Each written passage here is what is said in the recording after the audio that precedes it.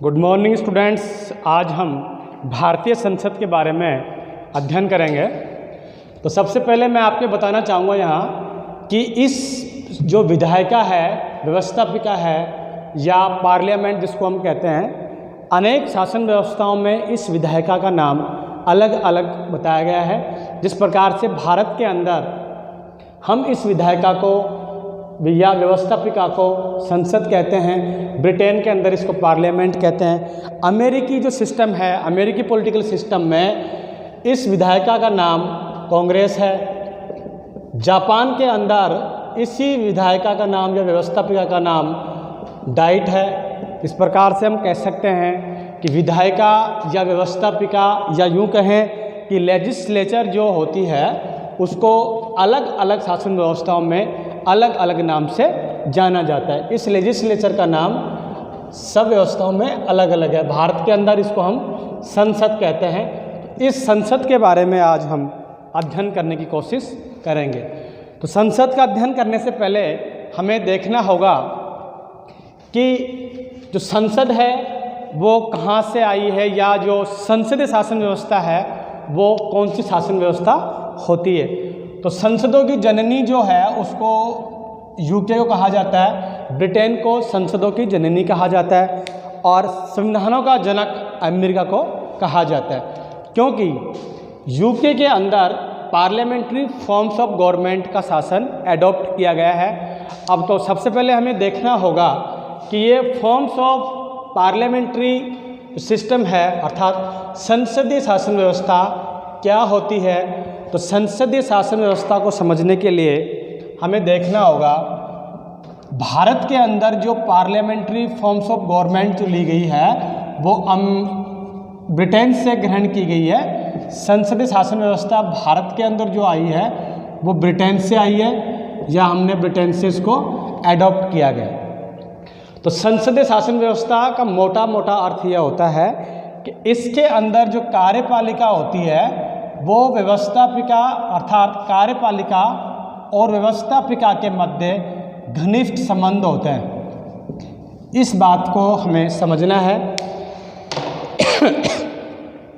संसदीय शासन व्यवस्था में कार्यपालिका और व्यवस्थापिका के मध्य घनिष्ठ संबंध होते हैं, अर्थात ऐसी शासन व्यवस्था जहां कार्यपालिका और व्यवस्थापिका एक ही होती है, या यूं कहें कि कार्यपालिका में से ही व्यवस्थापिका बनती है, या व्यवस्थापिका में से कार्यपालिका निकलकर सामने आती है, या यूं कह सकते हैं हम कि कार्यपालिका और व्यवस्थापिका के मध्य घनिष्ठ संबंध होते हैं।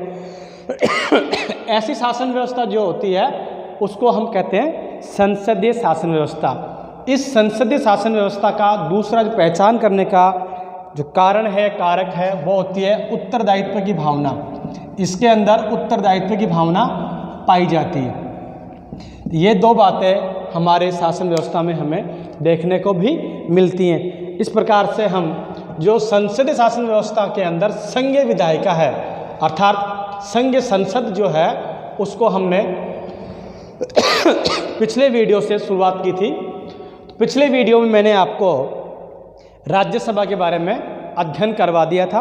अब इस वीडियो में हमें देखते हैं कि किस प्रकार से द्वितीय सदन जो राज्यसभा है और दूसरा जो सदन इसका बच गया है वो लोकसभा, उसके बारे में आज हम अध्ययन करने की कोशिश करेंगे। तो मैं आपको बताना चाहूँगा कि संसद जो भारत की संसद है वो नई दिल्ली में है। और अब आपको ये पूछा जाए कि संसद होती क्या है। संसद एक हमारे देश की एक ऐसी सुप्रीम इंस्टीट्यूशन है, एक ऐसा सर्वोच्च संस्था है जो कानून का निर्माण करती है। और ये कानून का निर्माण संविधान के अनुसार कानून निर्माण करने वाली अंतिम या सर्वोच्च संस्था जो होती है उसको हमने नाम दिया है संसद। चूँकि भारत के अंदर संघात्मक शासन व्यवस्था अपनाई गई है, जिस प्रकार से सेंटर के अंदर संसद होती है उसी प्रकार से स्टेट्स में, राज्यों के अंदर एक विधानमंडल होता है।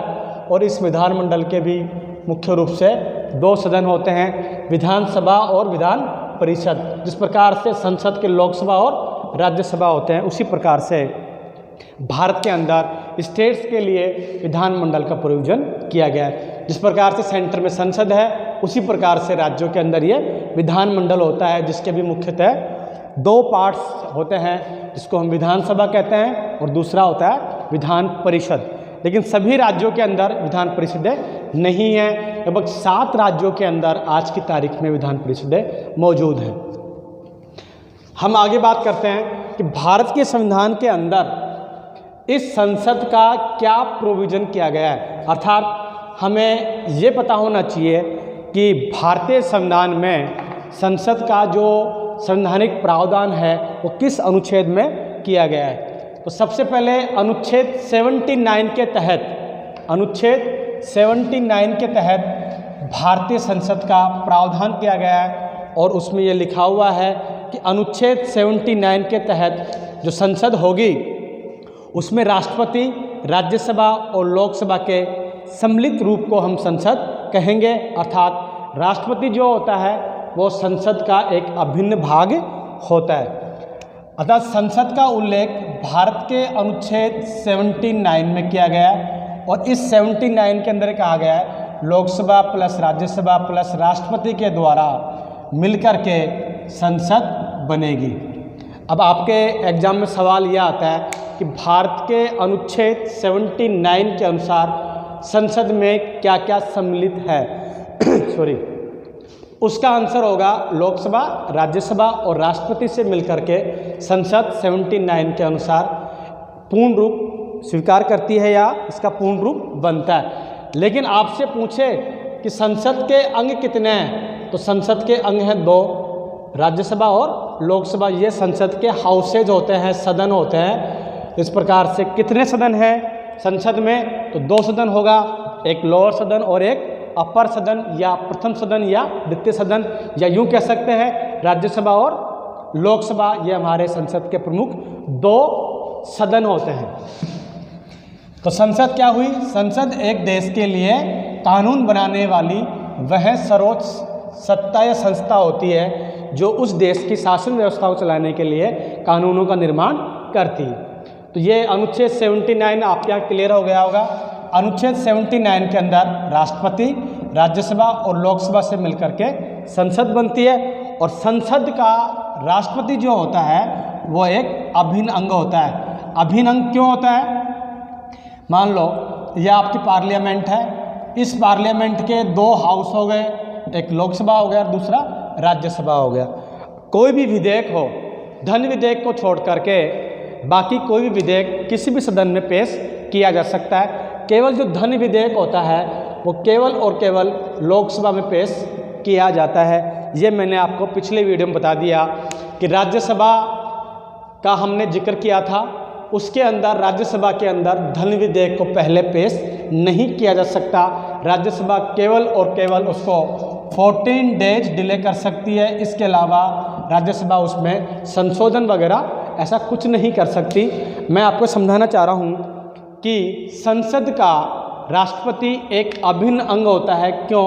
इसका आंसर यह होगा, मान लो कोई एक्स विधेयक है, कोई भी विधेयक है जिसको हम बिल बोलते हैं, यह बिल यहाँ पेश किया जाता है, यानी यहाँ उसका प्रस्ताव प्रस्तुत किया गया, यहाँ उपस्थित एवं मतदान करने वाले के 2/3 बहुमत से अगर वो बिल पास हो जाता है, पास होने के बाद में वो द्वितीय सदन या जो बच गया सदन, यहाँ बचा हमारा राज्यसभा, तो इस राज्यसभा के अंदर उस बिल को पेश किया जाएगा और यहाँ भी वो प्रक्रिया उसकी संपन्न करवाने के बाद में, अर्थात यूँ कह सकते हैं कि कोई बिल लोकसभा में पास हो गया, उसके बाद में वो बिल राज्यसभा में आएगा और यहाँ से भी पास होकर के वो जाता है राष्ट्रपति के पास, और राष्ट्रपति जब तक उस पर सिग्नेचर नहीं करते हैं तब तक वो बिल एक्ट का रूप धारण नहीं करता है। अर्थात पहले ये विधेयक होते हैं और बाद में ये कानून का या अधिनियम के रूप में परिवर्तित हो जाते हैं। कब परिवर्तित होते हैं? जब राष्ट्रपति उन पे सिग्नेचर कर देते हैं। राष्ट्रपति अगर नहीं होंगे संसद के पार्ट या अंग या अभिन्न अंग, तो कोई भी विधेयक कानून का रूप धारण नहीं कर सकता। अर्थात हम यूँ कह सकते हैं कि राष्ट्रपति भी अनुच्छेद 79 के तहत संसद के एक अभिन्न अंग हैं, क्योंकि इनके बगैर साइन के कोई भी बिल, एक्ट या अधिनियम नहीं बन सकता। तो आपसे कोई पूछे कि भारत के जो राष्ट्रपति होता है, अनुच्छेद 79 के तहत उनको संसद का अभिन्न अंग क्यों कहा जाता है, तो आप ये कह सकते हैं कि कोई भी बिल जब दोनों सदन से पास होने के बाद में राष्ट्रपति जी के पास साइन होने के लिए जाता है, अर्थात राष्ट्रपति के सिग्नेचर के बाद में ही कोई बिल, एक्ट या अधिनियम बन पाता है। इसलिए हम राष्ट्रपति को भारतीय संसद का अभिन्न अंग कहते हैं। इसके आगे देखते हैं, जो संसद है उस संसद के 2 सदन होते हैं। भारतीय संसद जो है, इनके मुख्य रूप से 2 सदन होंगे। उन सदनों की बात हम कर देते हैं, राज्यसभा और दूसरा है आपके राज्यसभा और दूसरा है लोकसभा।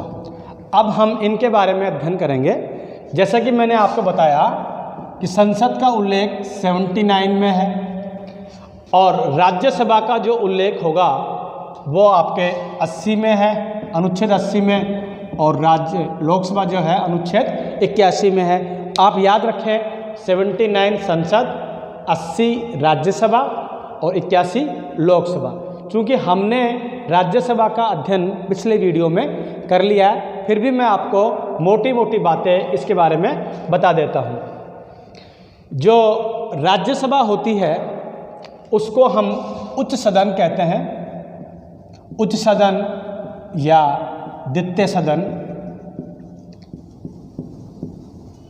उच्च सदन या द्वितीय सदन भी राज्यसभा को कहा जाता है। अब इसके अंदर सबसे जो बेसिक बात है वो मैं आपको बताना चाहता हूँ। इसको निम्न सदन कहते हैं या प्रथम सदन कहते हैं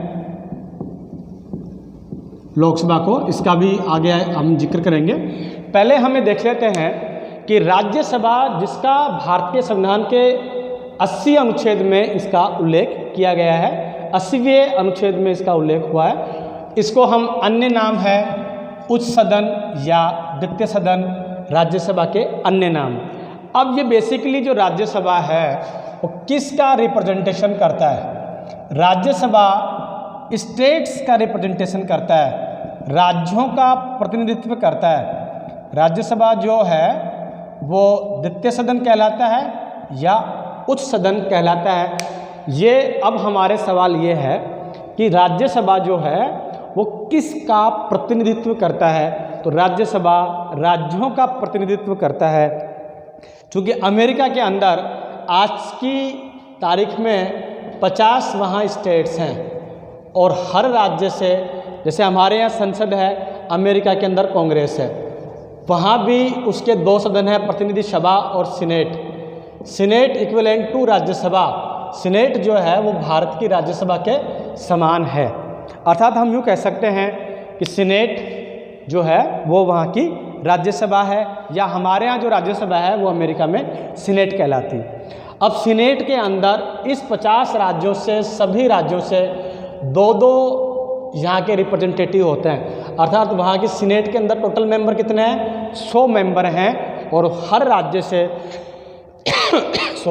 हर राज्य से कितने होते हैं? 2। लेकिन भारत के अंदर ये स्थिति नहीं है। हमारे यहाँ जो ये राज्यसभा है, द्वितीय सदन या उच्च सदन जिसको हम कह रहे हैं, इसके अंदर राज्यों का रिप्रेजेंटेशन तो होता है, लेकिन हर राज्य से कितनी सदस्य संख्या होगी ये फिक्स नहीं है। अर्थात वहाँ जिस प्रकार से 2 होते हैं, हमारे यहाँ हर राज्य की सदस्य संख्या राज्यसभा में अलग अलग होती है, और अलग अलग होने का आधार है वहाँ की जनसंख्या। अर्थात हम यूँ कह सकते हैं कि राज्यसभा के अंदर सदस्यों की जो संख्या होगी वो हर राज्य की उसकी जनसंख्या के अनुसार होगी। 1971 की जो जनसंख्या होगी उसके आधार पर उस राज्य से राज्यसभा के सदस्य संख्या फिक्स की जाती है। जैसे हमारे यहाँ सबसे ज़्यादा यूपी से 31 है, राजस्थान से 10 हैं। तो ये जो आप डिफरेंस देख रहे हैं, कहीं 31 है, कहीं 1 है, कहीं है ही नहीं, कहीं 10 है, कहीं 12 है, कहीं 15 है। तो इस आधार पर हम कह सकते हैं कि इसका जो आधार है वो जनसंख्या का आधार है, और वो जनसंख्या भी 1971 वाली जनसंख्या के आधार पर इसका आकलन किया जाता है। अमेरिका के अंदर हर राज्य से 2-2 जो सीनेटर होते हैं वो चुने जाते हैं, जबकि राज्यसभा में भारत के अंदर जनसंख्या के आधार पर 1971 का जो जनसंख्या सेंसस था, जनगणना 1971 के अनुसार हर राज्य से जनसंख्या के आधार पर सदस्यों की संख्या का निर्धारण किया जाता है। इसके लिए पहले जब मैंने आपको अनुसूचियाँ पढ़ाई थी, आज की तारीख में भारतीय संविधान के अंदर 12 अनुसूचियाँ हैं। पहले 8 थी, बाद में 4 ऐड करके 12 कर दी गई। 12 अनुसूचियाँ हैं। इन अनुसूचियों में से 4th जो शेड्यूल है, चौथी जो अनुसूची है, उसके अंदर राज्यों का राज्यसभा में सीटों का आवंटन, राज्यों का राज्यसभा में सीटों का आवंटन का उल्लेख किया गया। 4th अनुसूची के अंदर राज्यों का राज्यसभा में किस राज्य से कितनी सीटें होंगी, इसका उल्लेख अनुसूची 4th में किया गया है। टोटल अनुसूचियां हैं 12, पहले 8 थी और बाद में 4 जोड़ के आज की तारीख में टोटल अनुसूचियां हो गई 12। अब एक बात करते हैं कि राज्यसभा के सदस्यों का चुनाव कैसे होता है। तो राज्यसभा के सदस्यों का चुनाव अप्रत्यक्ष रूप से होता है। राज्यसभा के जो सदस्य होंगे, हर राज्य से इसकी सदस्य संख्या भी अलग अलग होती है। जैसे राजस्थान से 10 है, जैसे राजस्थान से कितनी है, 10 सदस्य संख्या, इन 10 सांसद चुनकर जाएंगे। लोकसभा और राज्यसभा के दोनों के ही सदस्यों को सांसद कहा जाता है। सदस्यों को क्या कहा जाता है, सांसद, member of parliament, MPs, member of parliament कहा जाता है। दोनों ही सदनों के सदस्यों को सांसद कहा जाता है। तो राजस्थान से 10 सांसद राज्यसभा के लिए चुने जाएंगे। इनका जो चुनाव होगा वो अप्रत्यक्ष रूप से होगा। किस प्रकार से होगा, अप्रत्यक्ष रूप से होगा। क्योंकि राज्यसभा राज्यों का रिप्रेजेंटेशन करती है, इस प्रकार से हम कह सकते हैं कि इनका चुनाव अप्रत्यक्ष होता है। अप्रत्यक्ष कैसे होता है, संबंधित राज्य की जो विधानमंडल होता है, अर्थात वहाँ का जो विधानसभा होती है, संबंधित राज्यों की विधानसभाओं में निर्वाचित व्यक्तियों द्वारा, निर्वाचित व्यक्ति कौन होंगे, वहाँ के एमएलएज, वहाँ के विधायक, संबंधित राज्य जो विधानमंडल होता है या वहाँ की जो विधानसभा होती है, उसके निर्वाचित विधायकों द्वारा या एमएलए के द्वारा उस राज्य की राज्यसभा की सीटों के लिए अप्रत्यक्ष चुनाव होता है।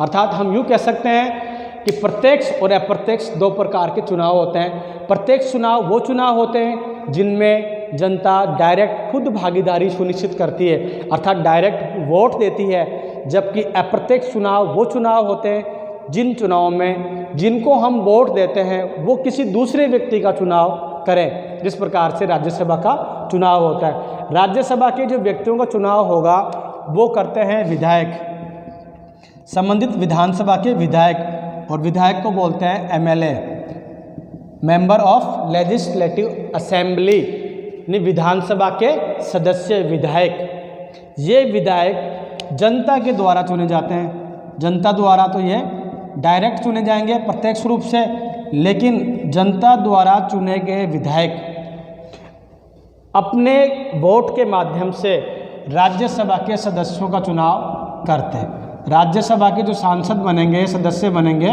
उनका चुनाव कौन करते हैं, विधायक करते हैं। और इन विधायक को जनता चुनती है। अर्थात इनका जो चुनाव होगा वो कैसा होगा, इनडायरेक्ट रूप से होगा, अप्रत्यक्ष रूप से इनका चुनाव होता है।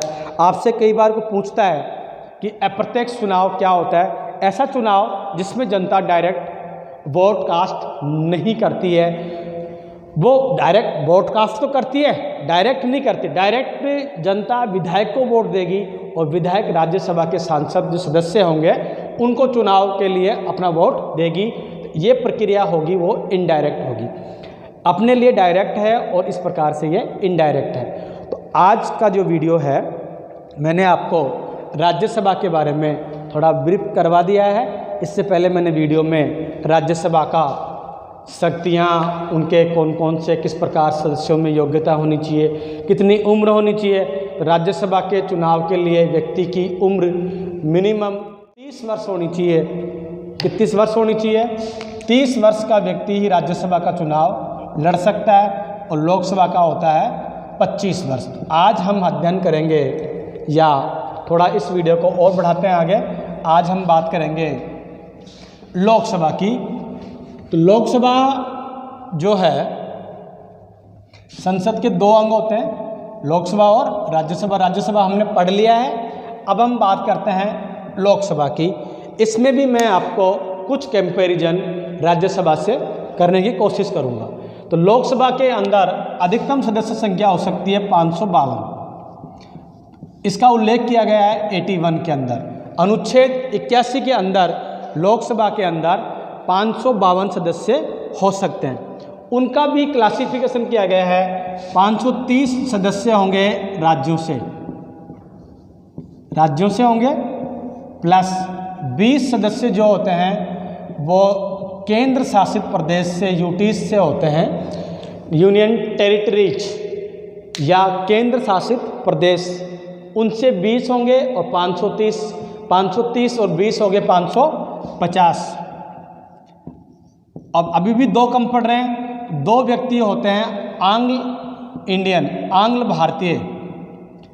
भारतीय व्यक्तियों को अगर राष्ट्रपति समझे कि 2 व्यक्ति राष्ट्रपति को लगे कि आंग्ल भारतीय व्यक्तियों को उचित प्रतिनिधित्व नहीं मिल रहा, तो राष्ट्रपति 2 व्यक्तियों को, आंग्ल भारतीय व्यक्तियों को लोकसभा के अंदर अपॉइंट कर सकता है। कितने व्यक्तियों को कर सकता है? केवल 2 व्यक्तियों को ये यहाँ अपॉइंट कर सकते हैं। राज्यसभा में 12 व्यक्तियों को अपॉइंट किया जाता है।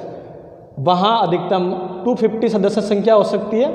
उसमें से 12 जो होंगे वो नॉमिनेट होते हैं, और नॉमिनेट भी किसके द्वारा होते हैं?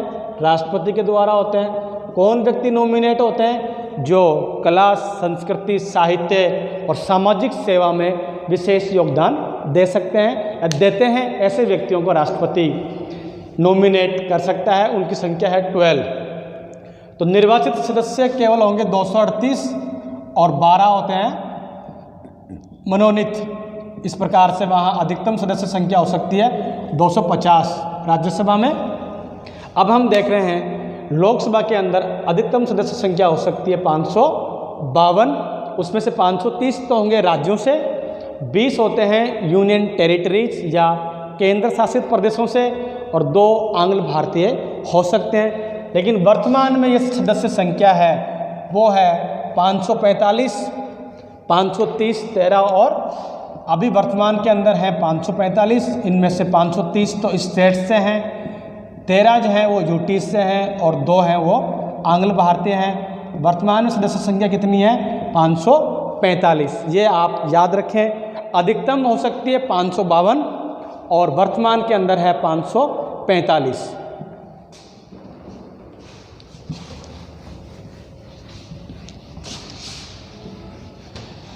अब लोकसभा के सदस्य जो होते हैं उनको भी हम कहते हैं सांसद। अर्थात अब हमें देखना होगा कि इनका चुनाव कैसे होता है।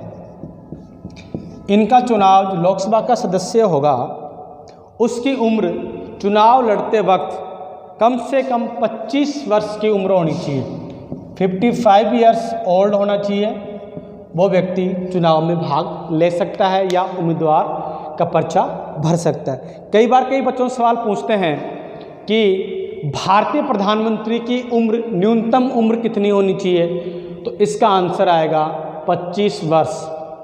तो हम ये कह सकते हैं कि लोकसभा के जो उम्मीदवार होगा उसकी न्यूनतम उम्र होनी चाहिए 25 वर्ष। चूँकि हमारे यहाँ सवाल है कि इन सांसदों का या लोकसभा के सदस्यों का किस प्रकार से चुनाव होता है। लोकसभा के सदस्यों के चुनाव करने के लिए election commission of India, ECI, election commission of India, ये एक संवैधानिक संस्था है और इसके अंदर त्रिस्तरीय सदस्य होते हैं। एक मुख्य चुनाव आयुक्त और 2 चुनाव आयुक्त, वो समय समय पर लोकसभा के चुनाव की घोषणा करते हैं। उसके अंदर हमारे पूरे देश को लोकसभा क्षेत्रों के अंदर बांट दिया जाता है और उसके आधार पर चुनाव करवाए जाते हैं। तो लोकसभा के सदस्यों का चुनाव होता है वो प्रत्यक्ष रूप से होता है। पहली बात, प्रत्यक्ष रूप से चुनाव होगा। और करती कौन है इनका चुनाव? जनता करती है। मैंने थोड़ी देर पहले आपको बताया कि राज्यसभा के सदस्यों का चुनाव, राज्यसभा के सदस्यों का चुनाव कौन करते हैं? विधायक करते हैं। संबंधित विधानसभा के विधायक चुनाव करते हैं, इसलिए वो क्या है? अप्रत्यक्ष है। जबकि लोकसभा के सदस्यों का चुनाव प्रत्यक्ष रूप से होता है और वो जनता के द्वारा होता है। अब ये जनता कौन होगी? 18 वर्ष से जिनकी आयु ज़्यादा है और वोटर लिस्ट में जिनका नाम है, वयस्क मताधिकार जिनको प्राप्त है, वो व्यक्ति, महिला और पुरुष इस चुनाव में डायरेक्ट भाग ले सकते हैं। हमारे देश के अंदर पहले ये वोट देने की उम्र 21 साल थी।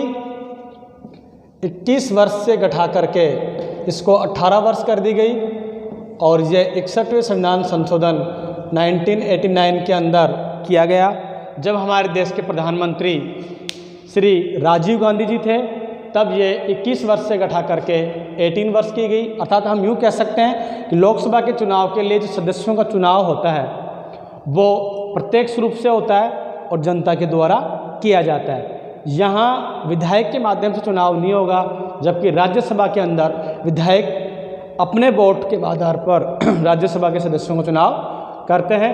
लेकिन लोकसभा के अंदर प्रत्यक्ष रूप से चुनाव होगा और जनता उसके अंदर डायरेक्ट वोट देती है। अर्थात जनता, वोटर जो होता है वो डायरेक्ट वोटिंग पूल बूथ पे जा कर के, या वोट पूल जो जहाँ होता है वहाँ जा कर के अपना वोट डायरेक्ट दे सकता है। तो लोकसभा के सदस्यों का चुनाव प्रत्यक्ष रूप से होता है और वो जनता के द्वारा किया जाता है। अब हम आगे बात करते हैं कि लोकसभा के सदस्य के लिए क्या क्या योग्यताएं होनी चाहिए। अर्थात लोकसभा का जो सदस्य बनेगा, जिसको हम आगे जाके सांसद कहेंगे, उसके अंदर कौन कौन सी योग्यताएं होनी चाहिए। तो योग्यताओं में पहली बात जो है वो भारत का नागरिक होना चाहिए। भारत का नागरिक होगा। दूसरी बात है 25 वर्ष की उम्र प्राप्त करनी चाहिए, भारत का नागरिक होना चाहिए। विदेशी व्यक्ति लोकसभा का चुनाव नहीं लड़ सकता, भारत का नागरिक हो। 21 वर्ष की उम्र प्राप्त कर चुका हो और कोई लाभ के पद पर नहीं हो, कोई लाभ के पद पर नहीं हो, पागल या दिवालिया नहीं हो, पागल या दिवालिया नहीं हो, लाभ के पद पर नहीं हो और ये नहीं हो। अब मैं आपको समझाने की कोशिश कर रहा हूँ कि लोकसभा का सदस्य कौन बन सकता है, अर्थात लोकसभा के सदस्य के चुनाव में कौन भाग ले सकता है, उसमें क्या क्या योग्यताएं होनी चाहिए, क्या क्या अहर्ताएं होनी चाहिए। पहली वेरी फर्स्ट बात यह है कि वो भारत का नागरिक होना चाहिए। उसकी न्यूनतम जो उम्र होगी 25 वर्ष होनी चाहिए। 21 वर्ष पंचायती राज संस्थाओं में होती है, तो ग्रास रूट लेवल की जो संस्थाएं होती हैं, पंचायती राज संस्थाएं, उनमें 21 वर्ष होता है। लोकसभा के सदस्य के लिए न्यूनतम उम्र कितनी होनी चाहिए? 25 वर्ष। कोई लाभ के पद पर जब वो चुनाव लड़े तब कोई लाभ के पद पर नहीं हो। अगर किसी लाभ के पद पर है तो उसको उस पद से इस्तीफा देना होगा। वो पागल नहीं होना चाहिए या दिवालिया नहीं होना चाहिए। ये उसकी बेसिक जो योग्यताएं हैं वो पूर्ण करके ही व्यक्ति लोकसभा का चुनाव लड़ सकता है या लोकसभा का सदस्य बन सकता है। अब बात आती है कि इस लोकसभा का कार्यकाल टेन्योर कितना होता है या कितने ये वर्ष तक इसकी अवधि होती है, कैसे ये काम कितने वर्ष तक काम कर सकती। जैसा कि मैंने आपको बताया कि राज्यसभा एक स्थायी या परमानेंट सदन है, वो कभी भंग नहीं होता। अर्थात मैंने कल आपको वीडियो में बताया कि राज्यसभा भंग नहीं होती है, ये एक स्थायी सदन है। उसके पीछे कारण ये है कि राज्यसभा में आज की तारीख में 245 मेंबर हैं। राज्यसभा में वर्तमान में 245 मेंबर हैं और लोकसभा में 545, 245 और 545 हम इसकी बात कर रहे हैं। ये एक सदस्य हैं। ये राज्यसभा के सदस्य हैं। पहला सदस्य जो अभी हाल ही के अंदर चुना गया है उसका नंबर यहाँ है, और पहले 6 साल पहले कोई व्यक्ति यहाँ चुन करके यहाँ आ गए मान लो।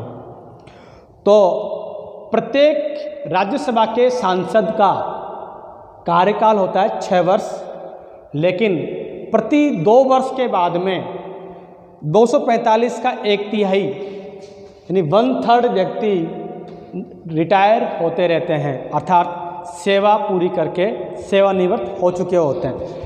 कोई व्यक्ति यहाँ से चल के 6 साल, मान लो इन 2 को 6 साल हो गई, या इस व्यक्ति को, ये सांसद है X और इनको 6 साल हो गई, तो जैसे ही 2 साल होंगी 1/3 जब छटनी होगी या सेवानिवृत्त होंगे तो ये व्यक्ति यहाँ से नीचे आ जाएंगे, अर्थात इनका नंबर यहाँ आ जाएगा या ये आउट हो जाएंगे, बाहर निकल जाएंगे, क्योंकि इनका कितने वर्ष हो गए, इंडिविजुअली 6 साल इन्होंने पूरे कर लिए।